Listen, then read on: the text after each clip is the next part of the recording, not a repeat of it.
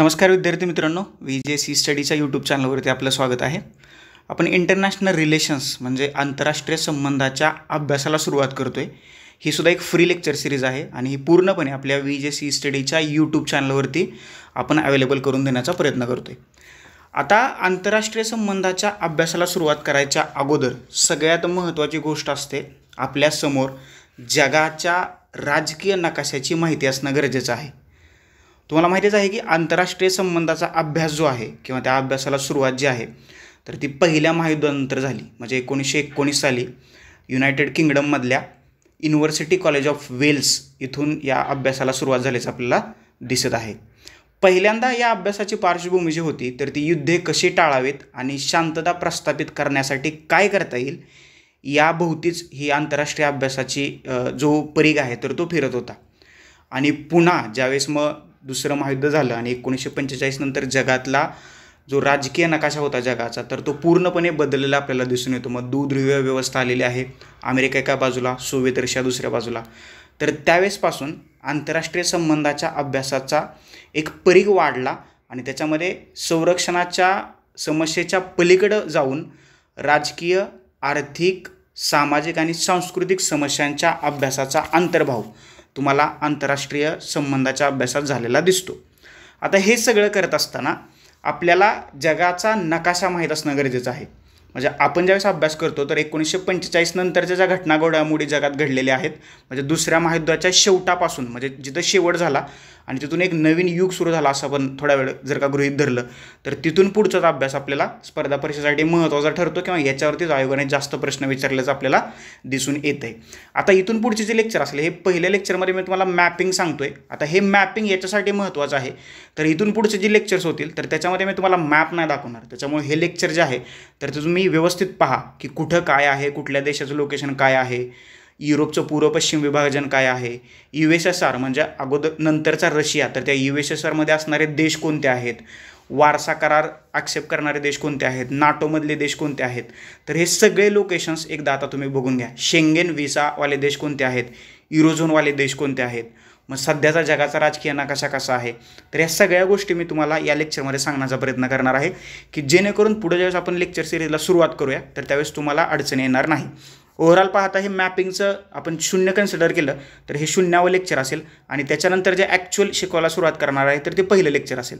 परंतु जर तुमचं मॅपिंग जर का क्लिअर कट असेल, आता ही जी लेक्चर सिरीज आहे तर ती 1945 पासून 1959 पर्यंत पहिलं लेक्चर, 1959 पासून 1991 पर्यंत दुसरं लेक्चर, 1991 पासून ते आजपर्यंत तिसरं लेक्चर आणि मग 1991 नंतर जगाच्या इतिहासात जी प्रादेशिकता किंवा प्रादेशिकतावादाने जी उसळी घेतलेली आहे तर त्यानंतर आफ्रिका, आशिया आणि दक्षिण अमेरिका देशातल्या प्रादेशिक संघटनांचा उदय झाला. तर त्या अनुषंगानं हे 4थं किंवा 5वं लेक्चर असेल. तर अशी लेक्चर सिरीज आपण चालणार आहे. आणि मग 1991 नंतर जगात ज्या नवीन समस्या निर्माण झाल्या, ओके, उदाहरणार्थ जागतिकीकरण समस्या किंवा नवीन संकल्पना म्हणू आपण त्याला, जागतिकीकरण असेल किंवा मग मानवतावादी प्रश्नांत निर्माण झालेले मानवतावादी प्रश्न असतील तर याच्याबद्दल आपण डिस्कस करणार आहोत. आणि मग शेवटी आपण भारत आणि जग किंवा भारताचे शेजारी किंवा भारताचे संबंध ज्या ज्या देशांबरोबर ते आहेत तर त्याच्याबद्दल चर्चा करणार आहोत. अशी ही जवळजवळ 10-12 लेक्चरची लेक्चर सिरीज असेल आणि हे प्रत्येक लेक्चर कमीत कमी 45 मिनिटाचं असेल आणि जास्तीत जास्त ते 1.5 तासाचं सुद्धा होऊ शकतं. हे आत्ताचं लेक्चर आहे मॅपिंगचं. तर ह्याच्यात फक्त मी तुम्हाला महत्त्वाचे मॅप्स दाखवतोय की जेणेकरून ज्यावेळेस आपण लेक्चर सिरीजला सुरुवात करू तर तुम्हाला कन्फ्युजन नाही होणार. त्याच्या अगोदर तुम्ही एक काम करायचं आहे, तुम्ही जर का पहिल्यांदाच VJC स्टडीच्या यूट्यूब चॅनलवरती लेक्चर पाहत असाल तर सर्वप्रथम चॅनल सबस्क्राईब करा आणि शेजारी जी बेल आयकन दिली तीही प्रेस करा की जेणेकरून आपण जे लेक्चर याच्यामध्ये ॲड करणार आहे तर त्याचं नोटिफिकेशन सर्वात पहिल्यांदा तुम्हाला येईल. याशिवाय VJC स्टडी हा ऑनलाईन लर्निंग प्लॅटफॉर्म जो आहे तर तो तुम्हाला यूट्यूबबरोबरच टेलिग्राम, इंस्टाग्राम, फेसबुक आणि व्हॉट्सअप या इतर 4 सोशल मीडियावरती उपलब्ध आहे. या 4ही सोशल मीडियाच्या लिंक्स तुम्हाला खाली डिस्क्रिप्शन बॉक्समध्ये दिलेल्या आहेत. त्या लिंकवरती क्लिक करा आणि आमच्याबरोबर जोडले जा. याशिवाय आपल्या काही मेंटॉरशिपच्या बॅचसुद्धा आहेत. आता आपण शिकवतोय तर मोफत, फक्त आपण मेंटॉरशिपची नाममात्र फी घेऊन आपण मेंटॉरशिप देण्याचा प्रयत्न करतोय. ती पण 6 महिन्याची आहे, वर्षाची आहे. तर त्या बॅचेस संबंधी जर का तुम्हाला काही माहिती हवी असेल तर डिस्क्रिप्शन बॉक्समध्ये माझा कॉन्टॅक्ट नंबर आहे, त्याच्यावर तुम्ही मला कॉल मेसेज करू शकता किंवा मग @वैभव शिवडे हा माझा टेलिग्रामचा ID आहे, तिथं तुम्ही मला मेसेज करू शकता. तुम्हाला सगळी माहिती पुरवली जाईल. ओके, आलं लक्षात. मॅपिंग आहे हे व्यवस्थित लक्ष द्या. जर का तुमच्याकडे मॅप नसतील तर याचा तुम्ही स्क्रीनशॉट घेऊन त्याच्यावरती तुम्ही काय करू शकता. अदरवाईज ही जी सेम PDF आहे तर ही PDF तुम्हाला VJC स्टडीच्या टेलिग्राम चॅनलवरती आम्ही उपलब्ध करून देण्याचा प्रयत्न करतोय. त्याच्यामुळं प्रत्येक गोष्ट पहिला व्यवस्थित ऐका, म्हणजे ते तुमच्या डोक्यात शिरेल आणि पुढं ज्यावेळेस आपण लेक्चर ॲक्च्युअल कंटिन्यू करू तर त्यावेळेस तुम्हाला आयडिया येईल की आपण कशाबद्दल चर्चा करतोय. चला, तुमच्या स्क्रीनवरती पहिला मॅप आलेला दिसतोय. हा पहिला मॅप जो आहे 1945 नंतर किंवा दुसऱ्या महायुद्धानंतर युरोपचं जे विभाजन झालं तर त्या युरोपच्या विभाजनाची माहिती देणारा हा मॅप आहे. बघा, आता तुम्हाला ब्ल्यू कलरमध्ये पश्चिम गट दिसतोय आणि हा रेड कलर कसा म्हणा, हां याला तुम्ही रेड म्हणा, या रेड कलरमध्ये तुम्हाला पूर्व गट दिसतोय.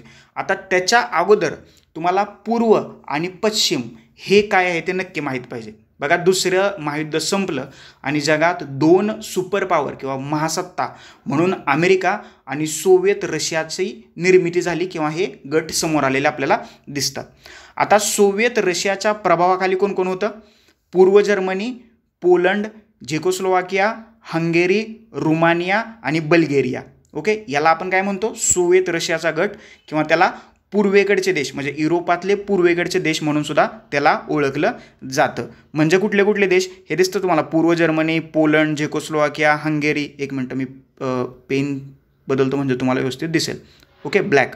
बघा आता एकच मिनिट, जस्ट वन. चलो, हां, पूर्व जर्मनी आहे, पोलंड आहे, इथं झेकोस्लोवाकिया, हंगेरी, रुमानिया, बल्गेरिया आणि हा सोव्हिएत रशिया.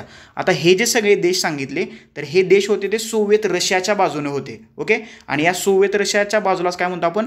पूर्व आणि पश्चिम असं जे विभाजन झालं होतं तर हा पूर्व गट आहे. आणि पूर्व गटातली राष्ट्र कोणाच्या नेतृत्वाखाली काम करत होती? तर सोव्हिएत रशियाच्या, USSR. अजून सोव्हिएत रशियाचं विभाजन झालेलं नाही, ही गोष्ट लक्षात ठेवा. आणि अजून एक दुसरा गट होता. दुसऱ्या गटात कोण कोण होतं? नेदरलँड, डेन्मार्क, बेल्जियम, पश्चिम Germany, France, Italy, Spain, Greece आणि युनायटेड किंगडम. आता हे जे पश्चिम भागातले जे गट होते, म्हणजे हे बघा, हे जर का असं तुम्ही केलं, हे मधून एक रेष मारली, हा झाला पूर्व भाग, हा झाला पश्चिम भाग. पूर्व भागातले जे देश होते मी आत्ता सांगितलं तर ते सोव्हिएत रशियाच्या नेतृत्वाखाली होते किंवा तिथं सोव्हिएत रशियाची सत्ता होती, आपण असं म्हणू शकतो त्याला. आणि जो पश्चिम भाग जो होता तर तो पश्चिम भागावरती हे युरोपबद्दल बोलतोय. हे युरोपची विभागणी झाली बरं का, नाहीतर तुम्ही म्हणाल आशियाची, नाही, ही युरोपची विभागणी आहे. ओके, आणि जो पश्चिमेकडचे देश होते तर ते अमेरिकेच्या नेतृत्वाखाली आपल्याला काम करत असल्याचं दिसतंय. आता अमेरिकेच्या नेतृत्वाखाली कोण कोण होतं बघा? इथे स्पेन होतं, पोर्तुगाल, फ्रान्स, इटली, याच्यानंतर पश्चिम Germany, Luxembourg, Belgium, Netherland, Denmark, Norway आणि युनायटेड किंगडम. ओके, हे जे देश होते तर हे अमेरिकेच्या नेतृत्वाखाली आपल्याला काम करत असल्याचं दिसतंय. आलं लक्षात? 1961ला बर्लिनची विभागणी केली, बर्लिनमध्ये एक भिंत उभारली होती, ती पुढे 1989ला पाडली. त्याच्यामुळं बर्लिनचं जे विभाजन होतं तर ते पूर्व बर्लिन आणि पश्चिम बर्लिन आपल्याला झाल्याचं दिसतंय. ओके, पूर्व जर्मनी जी होती, पूर्व जर्मनी सोव्हिएत रशियाच्या अंडर होती आणि पश्चिम जर्मनी जी होती तर ती अमेरिकेच्या अंडर होती, हे लक्षात ठेवा. आलं लक्षात? समजलं? पूर्व पश्चिम विभाजन लक्षात आलं का? आणि पूर्व पश्चिम गटातले देश लक्षात आले का? आलं लक्षात? आणि हे जे विभाजन होतं पूर्व पश्चिम तर याला ब्रिटनचे माजी पंतप्रधान जे होते विन्स्टन चर्चिल यांनी या विभाजनाला पोलादी पडदा किंवा आयर्न कर्टन असं म्हणून त्यांनी संबोधलेलं आहे.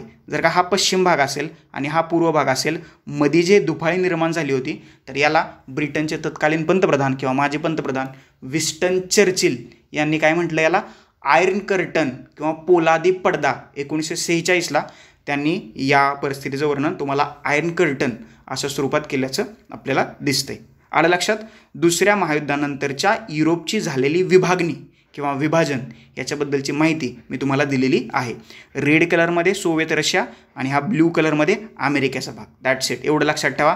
हे पुढे मी तुम्हाला अजून पुढच्या लेक्चरमध्ये व्यवस्थितपणे एक्सप्लेन करून सांगण्याचा प्रयत्न करीन. आता फक्त मॅपिंगवरती कॉन्सन्ट्रेट करा. चलो लेट्स गो. पुढं बघा आता काय, हा अजून एक इंटरेस्टिंग टॉपिक. आता ह्याच्यामध्ये 2 करार आहेत. पहिला करार आहे वारसा करार, ओके, आणि दुसरा आहे नाटो. ओके, नाटो म्हणजे नॉर्थ अटलांटिक ट्रीटी ऑर्गनायझेशन. आता तुम्हाला माहितीच असेल, तुम्ही बऱ्याच वेळा ह्याच्यावरचे प्रश्नही सोडवले असतील. नाटो कधी निर्माण झाला आणि वारसा काय झाला, बरोबर. आता बघा, सुरक्षा म्हणजे शीतयुद्धाच्या काळात संघर्षाचे जे अनेक पैलू होते त्याच्यामधला एक महत्त्वाचा पैलू होता सुरक्षा, सिक्युरिटी. म्हणजे पूर्व आणि पश्चिम म्हणजे रशियाला अमेरिकेपासून म्हणजे सोव्हिएत रशियाला अमेरिकेपासून आणि अमेरिकेला सोव्हिएत रशियापासून भीती वाटतच होती, कारण तो पिरियडच तसा होता 1945 नंतरचा.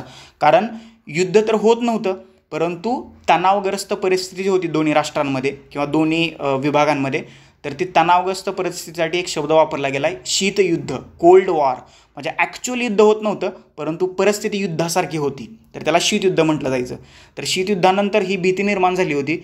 मग ही भीती जर का बाय चान्स दोघांनी एकमेकांवरती हल्ला केला तर आपल्यासुद्धा मदतीला कोणतरी यावं, याच्यासाठी वेगवेगळे करार करण्यात आले आणि त्या माध्यमातून राष्ट्रांची विभागणी करण्यात आलेली आपल्याला दिसते. ओके, शीतयुद्धानंतरचा एक महत्त्वाचा पैलू म्हणजे सुरक्षा. राष्ट्रांची सुरक्षा राखण्यासाठी युरोपमध्ये आपल्याला लष्करी गटांची निर्मिती झालेली आपल्याला दिसते.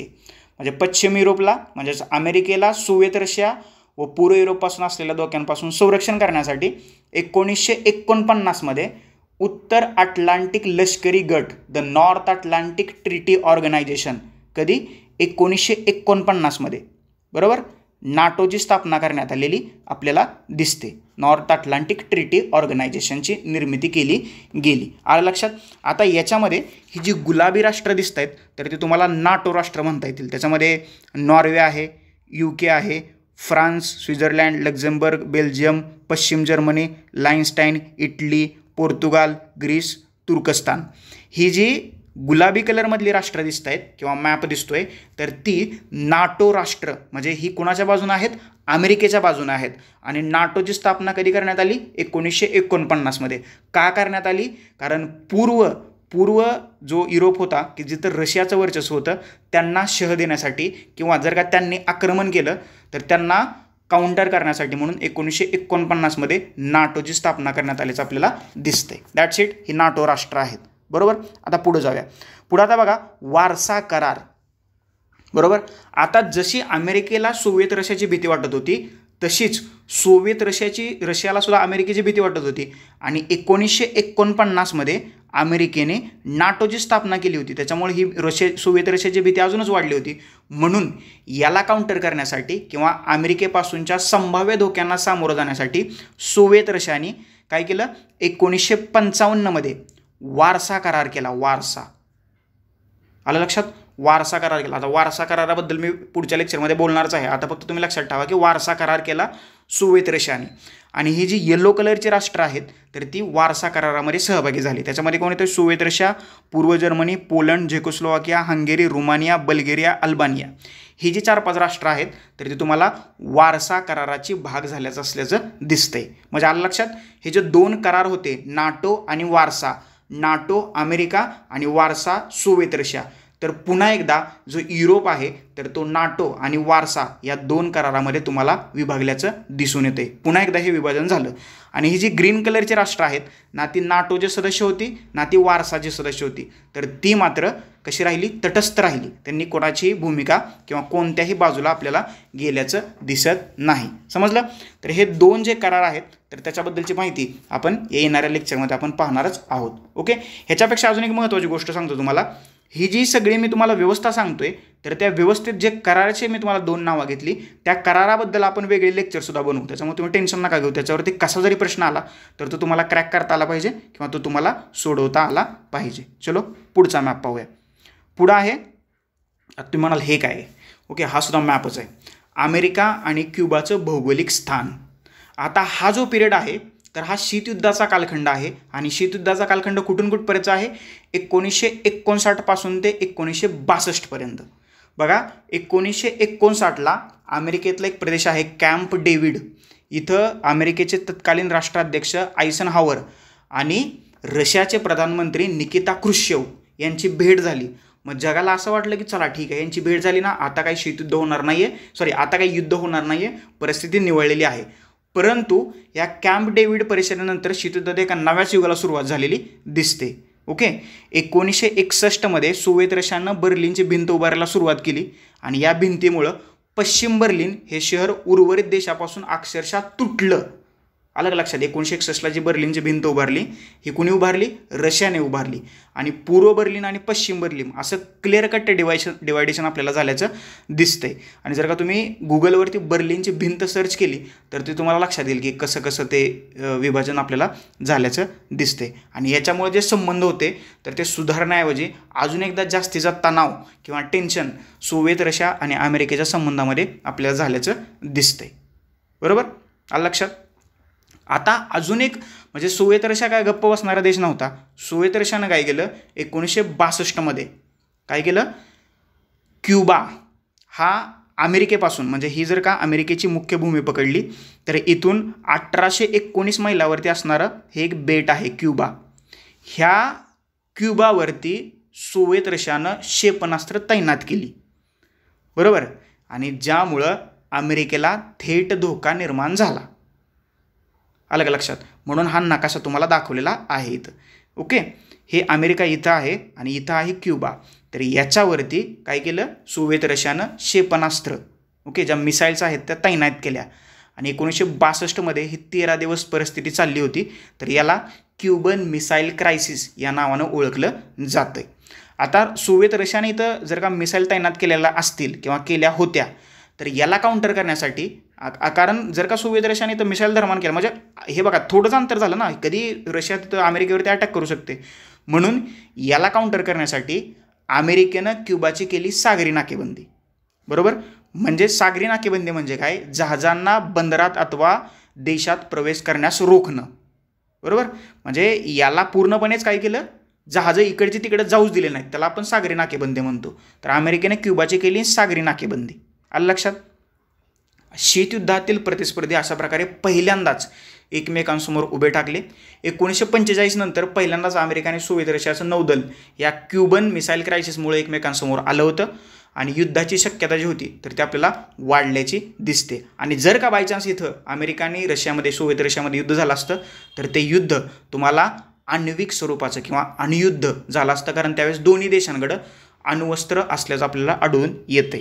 मग सोव्हिएत रशियाने क्युबातून क्षेपणास्त्र काढून घेतली आणि जी परिस्थिती होती तर ते आपल्याला हळूहळू निवळल्याचं दिसतंय. म्हणजे शीतयुद्धाचा हा दुसरा कालखंड म्हणता येईल की ज्याच्यामध्ये शीतयुद्धातील बदलाचा काळ म्हणून याला ओळखलं जातं. 1959 ते 1962 आणि 1962ला हा क्युबन मिसाईल क्रायसिस आपल्याला झाल्याचं जाणवतं. आलं लक्षात.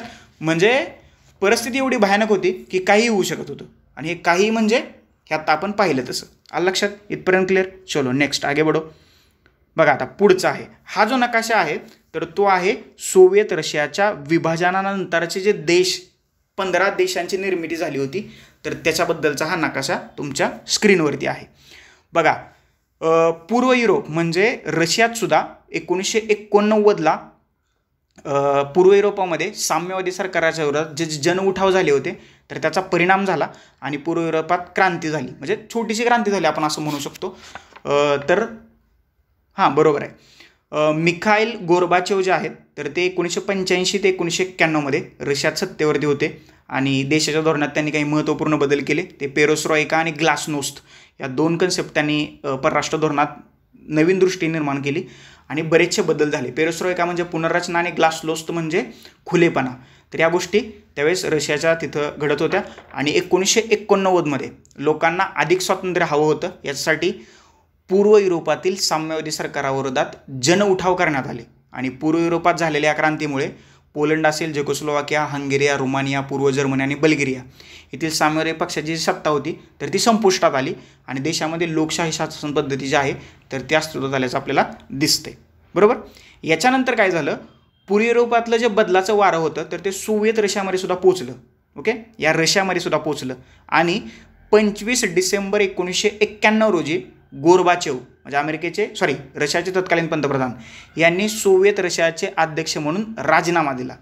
आणि दुसऱ्या दिवशी सुप्रीम सोव्हिएत म्हणजे सोव्हिएत रशियाची संसद यांनी मतदानामार्फत सोव्हिएत रशियाचे देश म्हणून असणारं अस्तित्व जे होतं तर ते संपवलं आणि रशियाचं विघटन झालं आणि नवे देश जे आहेत तर ते नवे देश निर्माण झाले. सोव्हिएत रशियाचं जे 1991ला विघटन झालं तर त्या विघटनातून नवीन 15 देशांची निर्मिती झालेली आहे. किती? 15. आणि हे विभाजन कधी झालं? 1992 1991ला. आता हे लक्षात कसं ठेवायचं त्याच्यासाठी मी एक ट्रिक सांगतो. ELLBUM अल्बम आणि गा अल्बम गा K²UT². ओके, आलं लक्षात. आता हे लक्षात कसं ठेवायचं याची ट्रिक मी तुम्हाला डिस्क्रिप्शन बॉक्समध्ये देतो. अल्बम गा K²UT². बघा, इस्टोनिया, लाटविया, लिथुनिया ह्या 3 देशांना बाल्टिक देश म्हणतात. Belarus, Ukraine, Moldova, Georgia, Armenia, Azerbaijan या 6 देशांना कॉक्शियन देश म्हणतात. तर Kazakhstan, Kyrgyzstan, Uzbekistan, Tajikistan, Turkmenistan यांना मध्य आशियायन देश म्हणतात. आणि रशिया. तर अशा 15 नव्या देशांची निर्मिती जी आहे तर ती आपल्याला झाल्याची दिसते. म्हणजे इथं तुम्हाला कझाकिस्तान दिसेल, तुर्कस्तान दिसेल. ओके, अजून काय काय केलं, हां इथं बघा, इथं नंबरिंगसुद्धा केलेलं 9, 10 इकडे खाली दिलेले आहेत. जे बाकीचे देश आहेत म्हणजे इथं लिहिणं. उझबेकिस्तान आहे 11 नंबरला, 9 नंबरला तुर्कमेनिस्तान आहे, 12 नंबरला किर्गिस्तान आहे, ताजिकिस्तान आहे. हे स्थानवाले जे देश आहेत तर त्याला मध्य आशिया म्हणतात. कारण इथं जर का तुम्हाला भारत पकडला, इथं बघा इथं भारत दिसतोय. ओके, भारताच्या वर हे मध्य आशियाई देश आहेत. तर अशा 15 नवीन देशाची निर्मिती जी आहे, रशियासह बरं का, रशिया आणि इतर 14 देश. तर अशा 15 नव्या देशाची निर्मिती रशियाच्या विघटनामुळं 1991 नंतर आपल्याला झाल्याची दिसते. आणि जे 1991 नंतरच्या जगाचं वर्णन करताना 2 नवीन शब्दप्रयोग वापरले जातात. त्याचं नाव आहे सोव्हिएत रशियानंतरचं युग आणि शीतयुद्धोत्तर युग. या नवीन पर्वात चीन असेल, भारत असेल, ब्राझील असेल, दक्षिण आफ्रिका यासारख्या देशांचा उदय जो आहे तो आपल्याला पाहायला मिळतो. लक्षात, हे सोव्हिएत रशियाच्या विभाजनानंतर निर्माण झालेल्या रशियाचा, नव्या रशियाचा, नुसत्या रशियाचा हा मॅप जो आहे तर तो तुमच्यासमोर आहे. एकूण सोव्हिएत रशियाच्या विभाजनातून 15 देशाची निर्मिती झालेली होती. आणि ते लक्षात कसं ठेवायचं, अल्बम जर तुम्ही ए लिहिताना तर ते ए नाही, ई लिहा. ओके, एक मिनटं मी तुम्हाला अजून एकदा सांगतो. ELLBUM अल्बम गा GAA आणि K²UT² हे 15 देशांची निर्मिती सोव्हिएत रशियाच्या विघटनानंतर 1991 मध्ये झाल्याचे आपल्याला दिसते. बरोबर. आणि हा आहे आजच्या पूर्व युरोपचा नकाशा. म्हणजे पूर्व युरोप म्हणजे काय, रशियाचा. ओके, सॉरी, रशिया इथं आला. पूर्व युरोप म्हणजे की ज्याच्यावरती 1945 नंतर रशियाचं वर्चस्व होतं. ओके, आलं लक्षात. आता इथं कोण कोण आहे बघा. पूर्व युरोपीय राष्ट्र कोणकोणते आहेत, Estonia, Latvia, Lithuania, Belarus, Poland, Ukraine, Moldova, Slovakia, चेक प्रजासत्ताक, Austria, Slovenia, Hungary, Croatia, Bosnia, Herzegovina, Serbia, Bulgaria, Macedonia, Romania. हे जे देश यांची नावं सांगितली तर ती पूर्व युरोपीय राष्ट्र आहेत. आता झेकोस्लोवाकिया जे आहे तर झेकोस्लोवाकियाच्या विभाजनातनं 2 नवीन देश निर्माण झाले होते, स्लोवाकिया आणि चेक रिपब्लिक. युगोस्लोवाकियाचं सुद्धा विभाजन झालं होतं आणि त्याच्यातनं Serbia, Croatia, Bosnia, Herzegovina, Macedonia, Slovenia, Kosovo आणि मॉन्टेनिग्रो हे जे देश आहेत ते आत्ता मी तुम्हाला नाव सांगितले, इथं दिसतं बघा तुम्हाला, कोसोवा, मॉन्टेनिग्रो, अल्बानिया या देशांची निर्मिती युगोस्लोवाकियाच्या विभाजनातून झालेली होती. आणि झेकोस्लोवाकियाच्या किंवा चेकोस्लोवाकियाच्या विभाजनातून स्लोवाकिया आणि चेक रिपब्लिक या 2 नव्या देशांची निर्मिती झाल्याचं आपल्याला दिसून येतं. आलं लक्षात.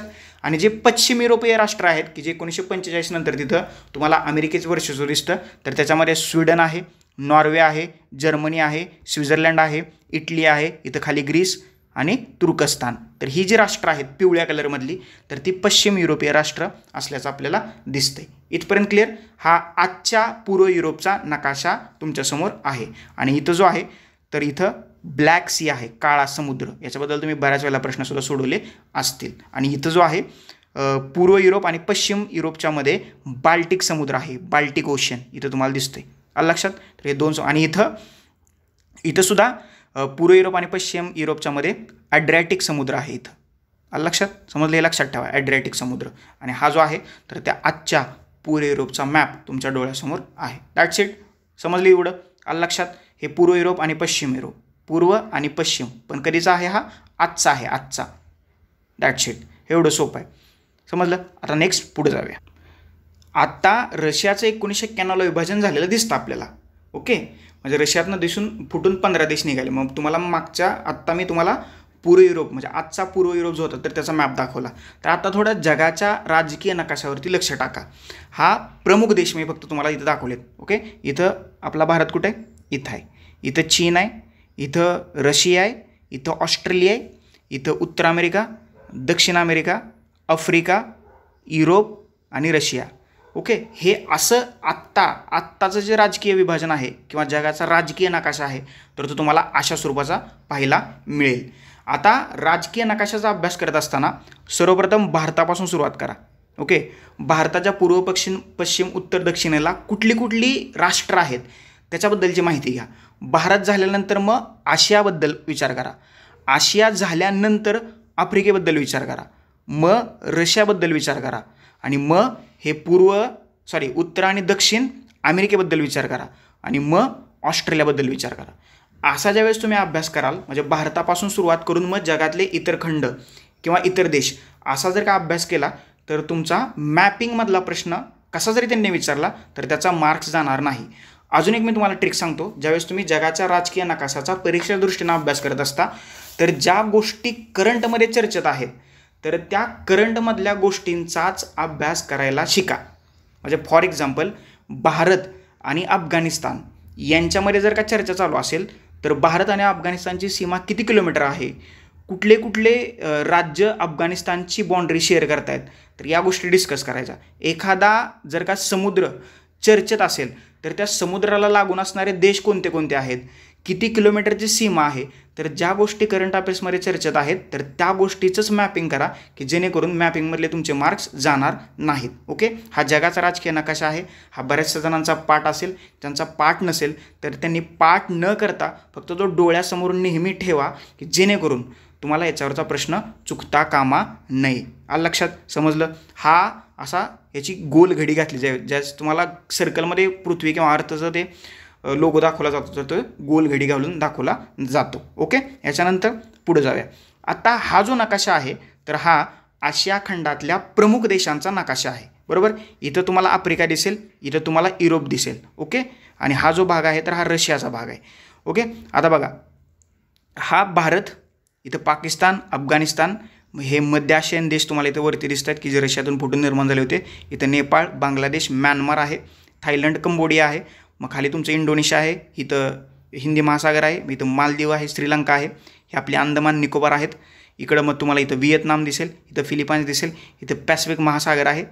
इथं खाली इथं दिसतो इथे ऑस्ट्रेलिया आहे, इथं येमेन, ओमान, इकडं मग संयुक्त अरब अमिराती, सौदी अरेबिया इकडं तुम्हाला दिसतं आहे. ओके, आलं लक्षात? अरबी समुद्र, बंगालचा उपसागर. That's it. समजलं? इकडं वरती आशियाचा नकाशा इथपर्यंत तुम्हाला दिसतोय. मग हे मंगोलिया वगैरे इकडे तुम्हाला वरती दिसेल. म्हणजे आशिया खंडातल्या प्रमुख देशांची माहिती देणारा हा मॅप आहे. Okay, that's it. याच्याबद्दल काही जास्तीचं सांगायला नको, फक्त एवढं लक्षात ठेवा.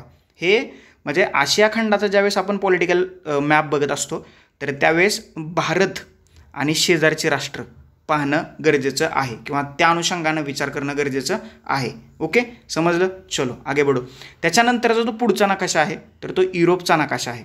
आता युरोपच्या नकाशाची चर्चा करत असताना याच्याबद्दल काय म्हणू आपण त्याला, म्हणजे हा युरोप जो होता तर म्हणजे 1991 नंतर रशियाच्या विभाजनानंतर युरोप कसा दिसत होता तर तो असा दिसत होता. इथं तुम्हाला अटलांटिक महासागर दिसेल, इथं नॉर्वेचा समुद्र आहे, इथं आईसलँड आहे आणि ही युरोपमधली सर्वात महत्त्वाची राष्ट्र आहेत तर ती तुम्हाला इथं दिसत आहेत. आता बघा मी मगाशी सांगितल्याप्रमाणे वांशिक अस्मितेवरती आधारित 1991 नंतर वेगवेगळ्या देशांची निर्मिती झाली. म्हणजे चेकोस्लोवाकियाचं किंवा चेकोस्लोवाकियाचं चेक गणराज्य आणि स्लाव गणराज्य अशा 2 राष्ट्रांमध्ये विभागणी झाली.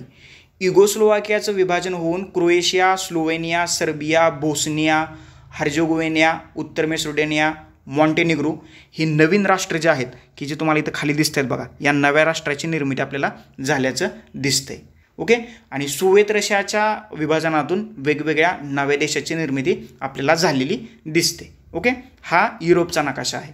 त्याच्यानंतर पुढचा जो मॅप आहे तर तो पुढचा मॅप आहे सोव्हिएत रशियामधील पूर्वीचे देश. हे जे देश आहेत सोव्हिएत रशियामधले म्हणजे रशियाचं विभाजन होण्याच्या अगोदरचा रशियाचा मॅप जो होता तर तो असा होता. हा एवढा मोठा Russia, Kazakhstan, Tajikistan, Kyrgyzstan, Uzbekistan, Turkey, Azerbaijan, Armenia, Georgia, Moldova, Ukraine, Belarus, Lithuania, Latvia, Estonia. Okay, हे देश जे होते तर याचा एकच सोव्हिएत रशिया म्हणून या सर्वांकडं पाहिलं जायचं. आणि हा जो मॅप आहे तर तो सोव्हिएत रशियाचा मॅप आहे. आणि मग ह्या नवीन 15 देशाची 1991ला निर्मिती झाली. मग रशिया हा देश राहिला आणि इतर या नव्या 15 देशाची निर्मिती झाली. आणि हा जो मॅप आहे तर याला मध्य आशियायीन देश असं सुद्धा म्हटलं जातं. हे बरोबर भारताच्या वरती आहेत. ओके, म्हणजे इथं जर का भारत पकडला या बाजूला, इथं बघा इथं, तर हे मध्य आशियायीन देश आहेत. दॅट्स इट, समजलं. पुढचा जो मॅप आहे आपला तर तो पुढचा मॅप आहे कुवेत आणि इराकचा. तुम्ही म्हणणार कुवेत आणि इराकमध्येच काय आणलं, तर लेक्चरमध्ये तुम्हाला समजेल. 1990मध्ये इराकनं काय केलं, कुवेतवर आक्रमण करून कुवेतच्या भूप्रदेशावरती ताबा मिळवला. बरोबर. आणि या 1990लाच जगामध्ये एक नवीन शब्दप्रयोग झाला की जो अमेरिकेसाठी वापरण्यात आला होता. त्याला म्हणतात न्यू वर्ल्ड ऑर्डर, नवीन जागतिक व्यवस्था. आता ही नवीन जागतिक व्यवस्था जी आहे तर ती राष्ट्रीय सुरक्षेशी जोडून जागतिक पातळीवर अमेरिकन वर्चस्वाला आणि नेतृत्वाला सर्वमान्यता आहे असा याचा अर्थ घेण्यात आला. म्हणजे कुवेतने जर का इराकने जर का चूक केली नसती तर न्यू वर्ल्ड ऑर्डर अस्तित्वात आली नसती आणि अमेरिकेचा जगाने जी व्यवस्था मान्य केली. आता ही अमेरिकेनं काय केलं, यावेळेस अमेरिकेनं घेतली कुवेतची बाजू. ओके, आणि जी पीस कीपिंग फोर्स तयार करण्यात आलेली होती. आता पीस कीपिंग फोर्स म्हणजे काय हे मी तुम्हाला पुढे सांगेन. हे युनायटेड नेशनचं सैन्य असतं. या पीस कीपिंग फोर्समध्ये जे युनायटेड नेशनचे सदस्य देश आहेत तर ते आपले सोल्जर किंवा आपले सैनिक तिथं पाठवत असतात.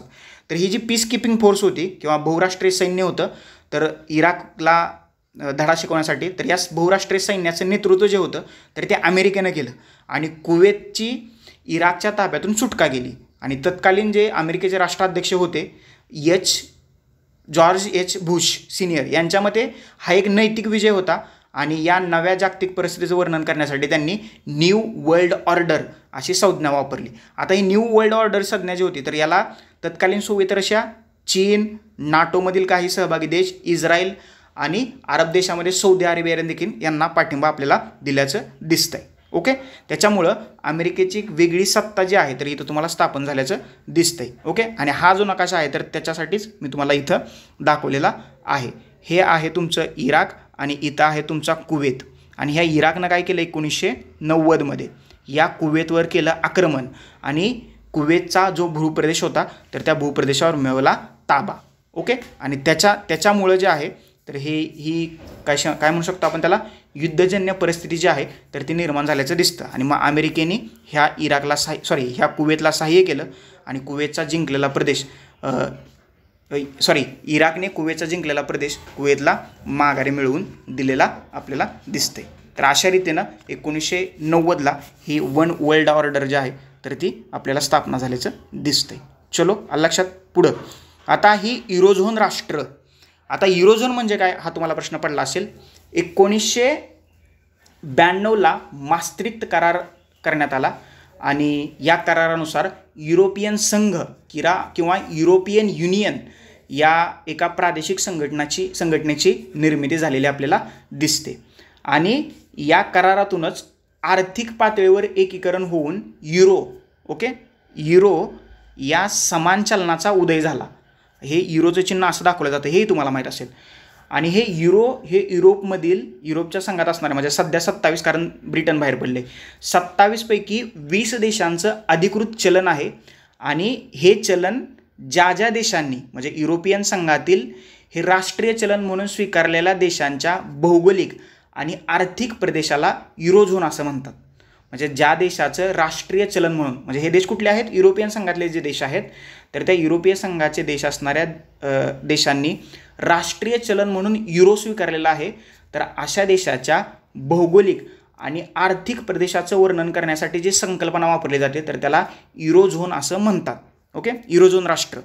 बघा, युरोपियन युनियनमधील युरोझोनचे सदस्य असणारे राष्ट्र कोणते आहेत तर ही बघा, हे फिनलँड आहे, इस्टोनिया, लाटविया, लिथुनिया आहे, जर्मनी आहे, फ्रान्स, स्पेन, पोर्तुगाल आहे.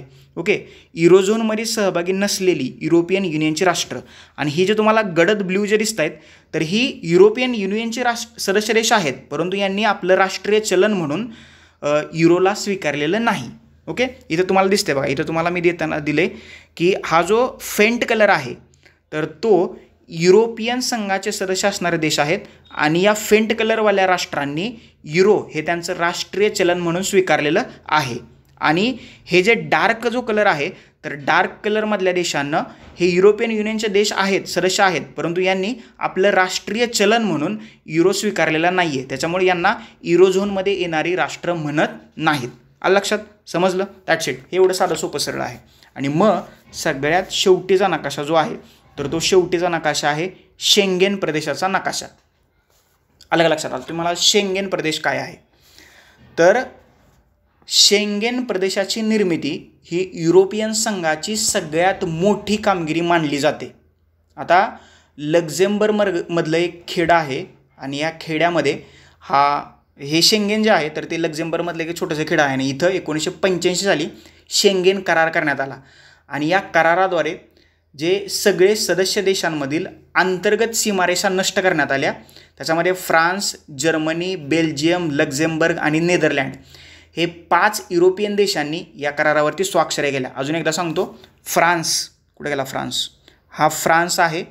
त्याच्यानंतर हा जर्मनी आहे. त्याच्यानंतर बेल्जियम कुठं? इथं बघा, इथं छोटासा बेल्जियम आहे. त्याच्यानंतर इथं तुम्हाला बेल्जियमचाच खाली लक्झेंबर्ग दिसतोय.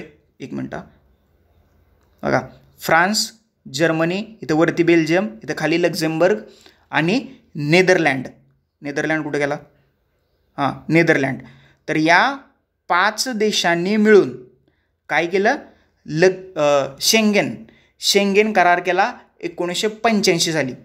म्हणजे काय? आता हे 5 देश जर का तुम्ही असे कन्सिडर केले तर या 5 देशातल्या म्हणजे फ्रान्समधल्या जर का व्यक्तीला लक्झेंबर्गमध्ये जायचं असेल, बेल्जियममध्ये किंवा नेदरलँडमध्ये जायचं असेल किंवा जर्मनीमध्ये जायचं असेल तर त्यांना कोणतीही अडवणूक न करता किंवा चेकिंग न करता एखाद्या देशातून दुसऱ्या देशात विना विजा किंवा विना तपासणी जायचं असेल तर त्या प्रदेशासाठी जो करार करण्यात आला तर त्याला शेंगेन प्रदेश असं म्हणतात. आणि याच्यातूनच पुढं शेंगेन विजा हा शब्दप्रयोग आला. आता शेंगेन विजा म्हणजे काय तर शेंगेन विजा पात्र व्यक्तींना 26 सहभागी देशामध्ये मुक्तपणे प्रवास करण्याची परवानगी दिली जाते. याचाच अर्थ युरोपीय प्रवाशांना अंतर्गत शेंगेन सीमावर तपासणी प्रक्रियांना सामोरं न जाता वेगवेगळ्या शेंगेन देशांमध्ये थेट प्रवेश मिळवता येतो. आणि सद्यस्थितीत युरोपीय संघातील 27 देशांपैकी 22 देश शेंगेन प्रदेशाचा भाग आहेत किंवा शेंगेन क्षेत्राचा भाग आहेत. आलं लक्षात? शेंगेन म्हणजे काय की बॉर्डरलेस प्रदेश. आलं लक्षात? की म्हणजे तुम्ही एका देशातून दुसऱ्या देशात जाण्यासाठी शेंगेन विजा हा सर्वत्र वापरला जाणारा विजा वापरला जातो. शेंगेन प्रदेशांतर्गत सीमा नाही आहेत. या प्रदेशात न केवळ युरोपीय संघाचे सदस्य परंतु सदस्य नसणारे व्यक्ती आणि पर्यटकही एका देशातून दुसऱ्या देशात सहजरित्या आणि मोकळेपणाने प्रवेश करू शकतात. आणि या प्रवासात त्यांना तपासणी किंवा चौकशीला सामोरं जावं लागत नाही. तो प्रदेश कुठं आहे? युरोपमध्ये आहे. आणि हे युरोपियन संघाने किंवा युरोपियन युनियनने ही सगळ्यात मोठी कामगिरी म्हणून याच्याकडे पाहिलं जातं. 1985ला या शेंगेन प्रदेशाची निर्मिती करण्यात आली.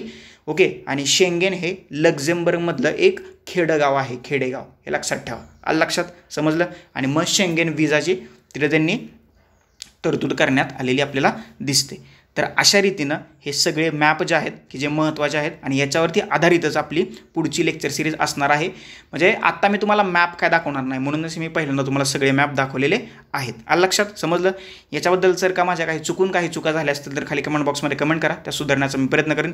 याशिवाय जर का एखादा भाग तुम्हाला समजला नसेल, तुमच्यापर्यंत पोहोचला नसेल तर ते नक्की माझ्यापर्यंत पोहोचवा की जेणेकरून नेक्स्ट लेक्चरमध्ये आपल्याला त्याच्यामध्ये दुरुस्त्या करता येतील. लेक्चर कसं वाटलं ते मला कमेंट बॉक्समध्ये कमेंट करून सांगा. याशिवाय कोणता भाग आवडला असेल तर तोही जास्तीत जास्त लोकांपर्यंत लेक्चर शेअर करा. चॅनलवरती नवीन असेल चॅनल सबस्क्राईब करा. शेजारी बेल आयकॉन दिली ती प्रेस करा जेणेकरून नवीन लेक्चरचे नोटिफिकेशन सर्वात पहिल्यांदा तुम्हाला येतील. आणि प्लीज स्टे ट्यून. सगळे लेक्चर पहा. तुर्तास आता आपण इथं थांबूया. Thank you so much. धन्यवाद मित्रांनो. नेक्स्ट लेक्चरमध्ये आपण भेटूयाच.